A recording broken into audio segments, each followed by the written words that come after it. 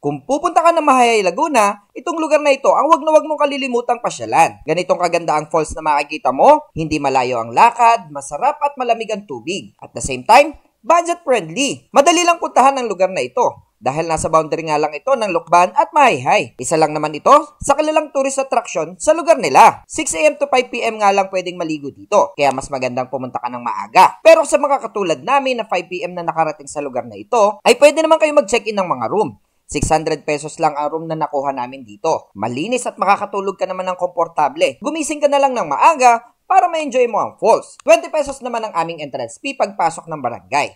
Ito ay ginagamit nila para mas mapaganda ang kanilang barangay at mapanatili ang kalinisan sa kapaligiran.